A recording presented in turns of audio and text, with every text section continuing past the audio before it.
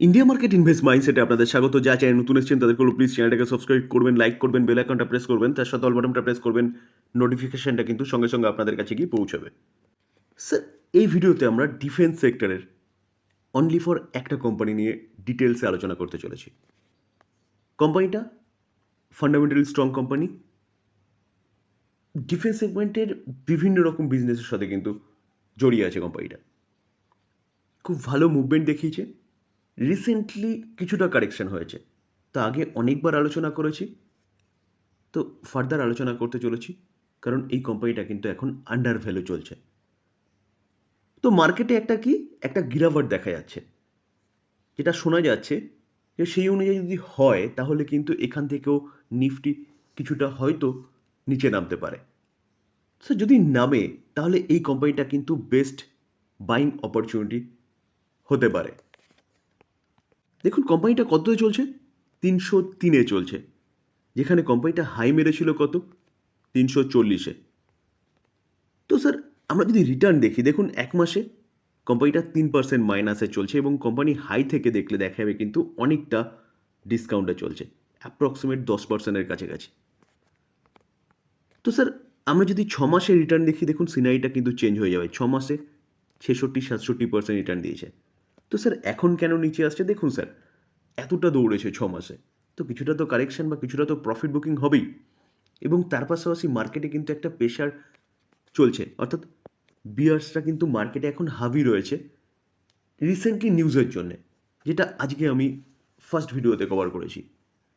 তো সেই জায়গায় দাঁড়িয়ে হয়তো কোম্পানিটা এখান থেকে আরও কিছুটা পড়তে পারে, তো পড়লে কিন্তু এই কোম্পানিটা তখন লুফে নেওয়ার সঠিক সময় হবে স্যার। দেখুন আমরা যদি 1 বছর রিটার্ন দেখি, দেখলে দেখা যাবে 143% রিটার্ন দিয়েছে। আমরা যদি কোম্পানিটা 5 বছর রিটার্ন দেখি, 853%। ভাবতে পারছেন, যেখানে কিন্তু স্যার মাল্টিপল টাইমে কোম্পানিটা কিন্তু নিচে এসছে। দেখুন কোভিডের সময় নিচে এসছে মানে কোম্পানি বিজনেস কিন্তু খারাপ হয়ে যায়নি, কোম্পানি এই টাইম পিরিয়ডও নিচে এসছে, বিজনেস খারাপ হয়ে যায়নি। তো স্যার এটা হচ্ছে শেয়ার মার্কেটের একটা পার্ট। যখন নিচে আসে আমাদের পোর্টফোলিও, যখন একটু নেগেটিভ হয় বা কোম্পানিটা যখন দেখা যায় বা পোর্টফোলিওতে যখন দেখা যায় যে কোম্পানিটা আগে যা প্রফিট দিচ্ছিল তার হাফ হয়ে গেছে, তখনই আমাদের মধ্যে কিন্তু একটা প্যানিক সৃষ্টি করে এবং আমরা তখন কি করি, তখন স্টেকগুলোকে সেল করে দেওয়ার চেষ্টা করি। অরিজিনালি কিন্তু সেই সময় বাই করার সময় স্যার, কারণ এটা হচ্ছে মার্কেটের চাল, ওপরে উঠবে নিচে আসবে, ওপরে উঠবে নিচে আসবে, আলটিমেটলি ওপরে যাবে যদি কোম্পানির বিজনেস ঠিকঠাক থাকে। তো স্যার এই জন্য আমি বলি সবসময় যে আগে বিজনেস দেখুন। দেখুন ম্যাক্সিমাম চার্ট প্যাটার্ন দেখলে দেখা যাবে কোম্পানিটা 1,37,695% রিটার্ন দিয়েছে। কবে থেকে, 1999 সাল থেকে। ভাবতে পারছেন তাহলে কীরকমভাবে রিটার্ন দিয়েছে। এবার আপনি যদি চার্ট দেখেন, দেখলে দেখা যাবে 2018 থেকে পড়েছিল, এই সময় পড়েছিল, 2008-এ পড়েছিল। পরে কি কোম্পানি শেষ হয়ে গেছে? ফান্ডামেন্টাল স্ট্রং কোম্পানির এটাই বৈশিষ্ট্য। বিভিন্ন যখন নিউজ পাওয়া যায় বা খারাপ সময় আসে তখন কোম্পানিটা পড়ে ঠিকই, তারপরে কিন্তু আবার কোম্পানিটা উপরে ওঠে। তো এই কোম্পানিটা কিন্তু ফান্ডামেন্টাল স্ট্রং কোম্পানি। তো এই কোম্পানি যদি নিচে আসে, যার ইন্টারনালি কোনো কারণ নেই, টোটালি এক্সটার্নালি কারণে, তাহলে সঠিক সময় হবে স্যার বাই করার। কোম্পানিটার নাম কি? Bharat electronic limited. আগে অনেকবার কিন্তু এই কোম্পানি নিয়ে আলোচনা করেছি। চলুন কোম্পানি বিজনেস কি করে সেটা একটু দেখে নিই। ভারত ইলেকট্রনিক লিমিটেড এই যে কোম্পানিটা, এই কোম্পানিটা দেখুন is an Indian government own aerospace and defence electronic company. বলছে it primarily manufacturing advance electronic products for ground and aerospace application. এবং এই যে কোম্পানি নিয়ে আলোচনা করছি, সেই কোম্পানিটা কিন্তু ভারত সরকারের company, military of defence of India. এই কোম্পানিটা নবরত্ন স্ট্যাটাস পাওয়া কোম্পানি। যেখানে আমরা যদি কোম্পানিটার ইন্ডাস্ট্রি দেখি, কোন কোন ইন্ডাস্ট্রির জন্য, দেখুন এরোস্পেস একটু আগে বললাম, অ্যাভনিক স্যাটেলাইট কমিউনিকেশন এবং ডিফেন্সের জন্য কাজ করে। কোম্পানিটার জন্ম হয়েছে 1954, 70 বছর ধরে কোম্পানিটা কিন্তু কাজ করছে এবং ওয়ার্ল্ড ওয়াইজ কাজ করছে, অর্থাৎ কোম্পানিটার বিজনেস কিন্তু সারা বিশ্ব জুড়ে।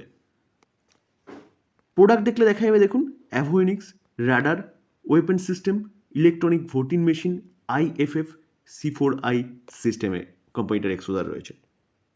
যেখানে কোম্পানিটা যদি ওনারশিপ দেখি, তাহলে government of India 50%, 51.14% stake hold করছে, মিউচুয়াল ফান্ড 24.43% স্টেক হোল্ড করছে, যেখানে এলআইসিও 7%-এর ওপরে স্টেক হোল্ড করছে এবং ব্যাঙ্ক অফ বরোদা 4%-এর ওপর স্টেক হোল্ড করছে। তো যেখানে স্যার গভর্নমেন্ট ডিফেন্স নিয়ে কিন্তু মেক ইন ইন্ডিয়া বা আত্মনির্ভরের ওপর জোর দিয়েছে, তো এই কোম্পানিটা কিন্তু একের পর এক অর্ডার পাচ্ছে বলেই একটু আগে আমরা যে দেখলাম যে 6 মাসে 66% এবং 1 বছরে কোম্পানিটা 143% রিটার্ন দিয়েছে।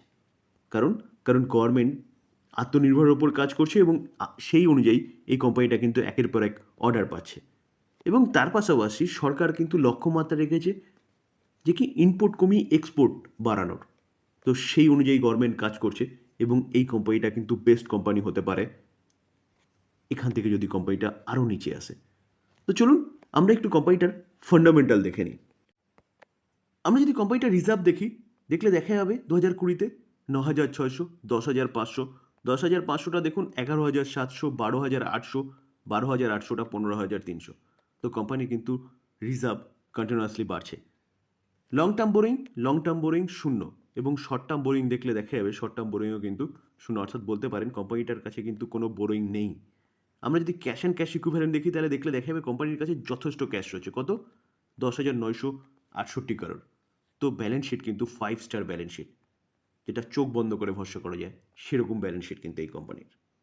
আমরা যদি কোম্পানিটার রেভিনিউ দেখি, দেখুন 2020-তে 13,000, সেটা 14,100, 15,500, 15,500টা কত এসছে 18,000 এবং 2024-এ 20,900। তো কোম্পানির রেভিনিউ কন্টিনিউয়াসলি বাড়ছে, তাহলে বলতে পারেন কোম্পানির বিজনেস ভালো করছে। এবং তার পাশাপাশি যদি আমরা প্রফিট দেখি কোম্পানির, তাহলে দেখলে দেখা যাবে দেখুন কোম্পানি 5 বছর আগে কী করেছিল 1,793 crore, তারপরে 2,065, 2,348, 2,348টা 3,000, 3,000টা 4,000। তো কোম্পানি কিন্তু রেভিনিউ বাড়ার সঙ্গে সঙ্গে প্রফিটও কন্টিনিউয়াসলি বাড়িয়ে যাচ্ছে, তাহলে বলতে পারেন যে কোম্পানি বিজনেস ভালো করছে। স্যার আমরা যদি শেয়ার হোল্ডিং প্যাটার্ন দেখি তাহলে June 2024 promoter 51%, FIS foreign institution investor 17.4%, domestic institution investor 20%, public only for 10% stake hold করছে। তাহলে অ্যাপ্রক্সিমেট বলতে পারেন কিন্তু প্রায় 80%-এর কাছাকাছি এফআইএস ডিআইএস এবং প্রোমোটার হোল্ড করছে। এবং এফআইএস ডিআইএসকে দেখলে দেখা যাবে তারা কিন্তু 38% স্টেক হোল্ড করছে। তো sir FIS foreign institution investor এবং ডোমেস্টিক ইনস্টিটিউশন ইনভেস্টর এতটা স্টেক হোল্ড করছে কেন? স্যার এটা কিন্তু চিন্তাভাবনা করার বিষয়। আমরা যদি কোম্পানিটার মার্কেট ক্যাপ দেখি, দেখুন 2,21,000 crore হচ্ছে মার্কেট ক্যাপ, যেখানে কোম্পানিটার পি রেশিও 52 রয়েছে, ঠিকঠাক রয়েছে বলতে পারেন। রিটার্ন অন ক্যাপিটাল এমপ্লয় দেখলে দেখা যাবে কত আছে 34.8, একদম পারফেক্ট রয়েছে। রিটার্ন অন ইকুইটি কিন্তু 26.8, ঠিকঠাক রয়েছে।